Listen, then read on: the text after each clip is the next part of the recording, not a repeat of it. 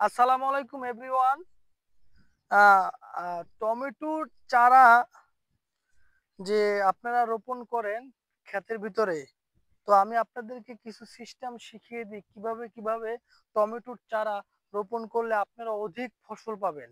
তো টমেটোর চারা রোপণ করার সিস্টেম হচ্ছে, আপনারা প্রথমে দুই সাইডে যে কাতি থাকবে সেই কাতির ভিতরে কিছু রশি, ৪টা থেকে ৫টা রশি, প্রথমে রশিটা থাকবে এই, তারপর দ্বিতীয়টা এই, তারপর তৃতীয়টা এই, এরকম রশি দিয়ে থাক বেঁধে যদি গাছটা যদি বড় হয় তাহলে বেঁধে দিলে কিন্তু অধিক পরিমাণে কিন্তু ফসল পাওয়া যাবে আর কি। আমি জানি, তারপরে হয়তো কি আমি ঢাকায় থাকি, ঘেরে আসছি অনেকদিন পর, ঘেরে আসছি, ঘেরে আসার পরে দেখতেছি কি পরিমাণ ফসল হয়েছে, ফল হয়েছে। তো যাই হোক, এই যে আপনারা দেখতে পাচ্ছেন, এগুলা কিন্তু সব কিন্তু টমেটোর চারা। ঠিক আছে, টমেটোর গাছ হয়তো সম্ভব ১ মাস পর পরে কিন্তু টমেটো হবে আর কি। ঠিক আছে, এই যে এদিকেও আছে। ঠিক আছে, এগুলা কিন্তু আপনার টমেটো হইছে। ঠিক আছে, ১ মাস পর টমেটো হবে, এই ফুল হইছে। ঠিক আছে, এটা হচ্ছে ঘের। আসলে সত্য কথা বলতে, যে গ্রামের মতো স্বাদের মজার জীবনযাপন কিন্তু ঢাকায় কিন্তু পাওয়া যায় না। ঠিক আছে, আমরা আসছি অনেকদিন যাবত, আসো এদিকে আসো, অনেকদিন পর আসছি ঢাকা থেকে, গ্রামে আসছি।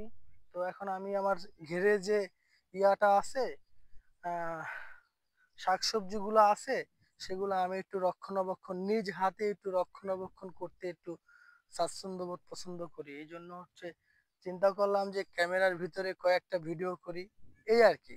তো আপনারা চাইলে, আপনাদের যদি জায়গা জমি থাকে, তাহলে কিন্তু এভাবে আপনারা সবজি কৃষি বাদা আবাদ করে কিন্তু বাজারে বিক্রি করে টাকা ইনকাম করতে পারেন, এই আর কি।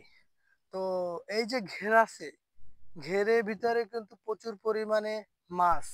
এদিকে ঘের আছে, ডানে ঘের আছে, বামে ঘের আছে, প্রচুর পরিমাণে ঘের আছে। ঠিক আছে, এই ঘেরের ভিতরে বিভিন্ন ধরনের মাছ, রুই মাছ, কাতল মাছ, তেলাপিয়া মাছ, সিলভার কাপ, মিনার কাপ, বিভিন্ন ধরনের মাছ, চিংড়ি মাছের ঘেরও আছে। আমি আপনাদেরকে দেখানোর চেষ্টা করি, চিংড়ি মাছের ঘেরও আছে। ঠিক আছে, আসেন। আর আমি আপনাদেরকে দারুণ একটা জিনিস দেখাবো, সেই জিনিসটা এখনো বর্তমানে দেখাই নাই। আপনারা সাথেই থাকুন, ভিডিওর ভিতর থাকুন, থাকলেই দেখতে পারবেন। আসো, কাটো।